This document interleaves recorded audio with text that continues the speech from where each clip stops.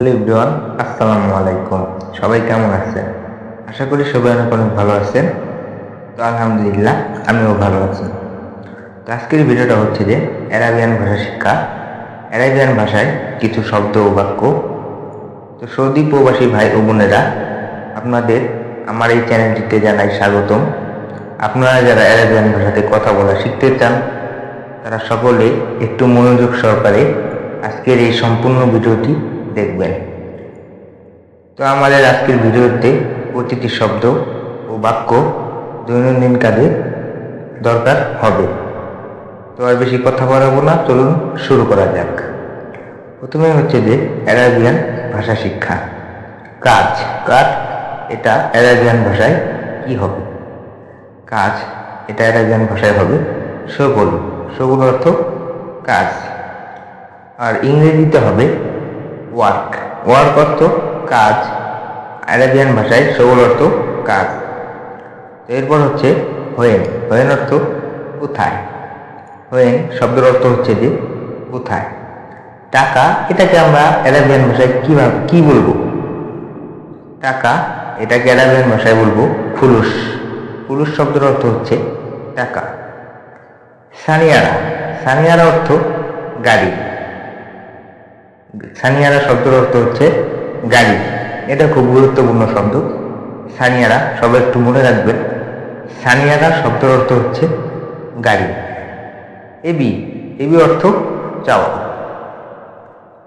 AB শব্দের অর্থ হচ্ছে চাওয়া। ধরেন আপনি কারো কাছে কিছু চাইবেন, তখন তার সাথে এবি ব্যবহার করলে বুঝতে পারবে যে আপনি তার কাছে কিছু চাইতেছেন। তো এবি শব্দের অর্থ হচ্ছে চাওয়া। তো আমি আরেকবার বলে দিচ্ছি। শগল অর্থ কাজ, হোয়েন অর্থ কোথায়, পুরুষ অর্থ টাকা, সানিয়ারা অর্থ গাড়ি, আর এবি অর্থ হচ্ছে চাওয়া। তো এরপরে চ্যাপ্টার হচ্ছে কুল্লু। কুল্লু অর্থ সবাই। কুল্লু শব্দের অর্থ হচ্ছে যে সবাই অথবা সব, যে কোনো একটা বোঝায়। জালিকা। জালিকা শব্দের অর্থ হচ্ছে ওইগুলো। জালিকা শব্দের অর্থ হচ্ছে যে ওইগুলো। এরপর হচ্ছে হাসান। এখানে হাসানুন হবে, তো ল হয়ে গেছে, বানান ভুল হয়েছে আর কি। হাসানুন শব্দের অর্থ হচ্ছে সুন্দর। আর এরপর হচ্ছে তাবান। তাবান শব্দের অর্থ ক্লান্ত। তাবান শব্দের অর্থ হচ্ছে ক্লান্ত। এখানেও ভুল গেছিল, আমি ঠিক করে দিছি। তাবান শব্দের অর্থ হচ্ছে ক্লান্ত। তারপর হচ্ছে সাদিক। সাদিক শব্দের অর্থ হচ্ছে বন্ধু। আর একটা আছে যে হাবিব। হাবিব শব্দের অর্থ বন্ধু, সাদিক শব্দের অর্থ হচ্ছে বন্ধু। এরপর হচ্ছে বাপ। বাপ অর্থ দরজা। বাপ শব্দের অর্থ হচ্ছে দরজা। এটা খুব গুরুত্বপূর্ণ শব্দ। বাপ অর্থ দরজা। ধরেন আপনি রুমের মধ্যে আছেন, আপনি রুম বেডকে বলবেন দরজাটা অফ করো, তখন আপনি বাপটা ব্যবহার করবেন। ওকে। তো এরপর হচ্ছে খালাস। খালাস অর্থ শেষ বা হয়ে গেছে। খালাস শব্দের অর্থ হচ্ছে শেষ। আর এরপর হচ্ছে যে নফর। নফর অর্থ মানুষ। এটা খুবই কমন, সবাই জানে। নফর শব্দের অর্থ হচ্ছে যে মানুষ। এরপর খুব গুরুত্বপূর্ণ একটা শব্দ কুমাস। কুমাস শব্দের অর্থ হচ্ছে কাপড়। কুমাস শব্দের অর্থ হচ্ছে যে কাপড়। কমিস। কমিস শব্দের অর্থ হচ্ছে শার্ট। আমরা যে শার্টগুলো পরি, শার্টের আগে হচ্ছে যে কমিস। এরপর হচ্ছে জাওরাব। জাওরাব শব্দের অর্থ হচ্ছে মোজা। মোজা আমরা যেগুলো পায়ে পরি সেগুলোকে মোজা বলে। মোজা আরবি হবে জাওরাব। জাওরাব শব্দের অর্থ হচ্ছে মোজা। এরপর হচ্ছে যে আসির। আসির শব্দের অর্থ হচ্ছে যে জুস। যে জুস আমরা খাই আর কি, ওই জুস বা যে কোনো জুসকেই, যে কোনো ফলের রসকেই জুস বলা হয়। তো জুস এটা আরবি হবে আসির। আসির শব্দের অর্থ হচ্ছে জুস। তো আমি আবার বলছি, খালাস মানে শেষ। নফর শব্দের অর্থ হচ্ছে মানুষ।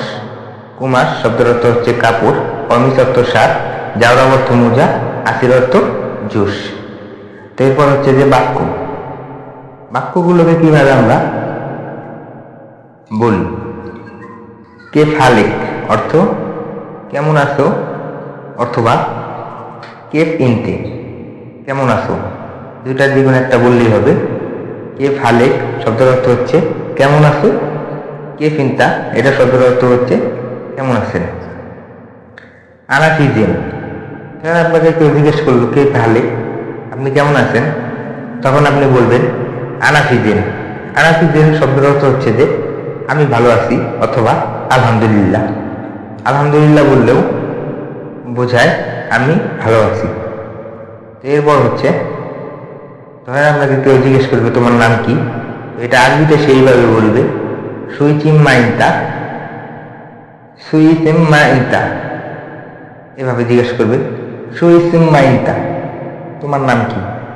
তখন আপনাকে বুঝতে হবে যে আমার নাম জিজ্ঞেস করলো, তখন আপনি বলবেন ইসিম্মা সাব্বির, ইসিম্মা আনা সাব্বির, এর অর্থ হচ্ছে যে আমার নাম হচ্ছে সাব্বির। তো আমি সাব্বির দিয়ে উদাহরণ দিয়েছি। তো এরপর হচ্ছে যে ইসিম্মা আনা সাব্বির, এর অর্থ হচ্ছে আমার নাম হচ্ছে সাব্বির।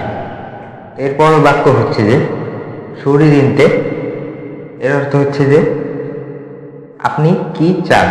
সুরি ইনতে এর অর্থ হচ্ছে যে আপনি কি চান। তখন ধরেন আপনাকে কেউ জিজ্ঞেস করলো যে সুরি দিনতে আপনি কি চান, তখন আপনি বলে দিবেন লা। লা অর্থ কিছু না, অথবা লা যদি না বলেন তাহলে বলবেন মাইরিদ শাই অর্থ কিছু না। দুটা একই অর্থ। লা অর্থ কিছু না, মাইরিদ শাই অর্থ হচ্ছে কিছু না। এরপর হচ্ছে যে লেশ ইজি, এর অর্থ হচ্ছে যে কেন এসেছেন। লেশ ইজি এই শব্দের অর্থ হচ্ছে যে কেন এসেছেন। খুব গুরুত্বপূর্ণ বাক্যগুলো সবাই জানা দরকার। লেশ ইজি শব্দের অর্থ হচ্ছে যে কেন এসেছেন। এরপর হচ্ছে যে হোয়েনচিট, হোয়েনচিট শব্দের অর্থ হচ্ছে যে কোথায় যাবেন। হোয়েনচিট শব্দের অর্থ হচ্ছে যে কোথায় যাবেন। তো ভিউয়ার্স, আজকের ভিডিওটা এই পর্যন্তই। যদি কেউ কিছু শিখে থাকেন তো অবশ্যই একটা লাইক করে চ্যানেলটা সাবস্ক্রাইব করে দিবেন। ধন্যবাদ।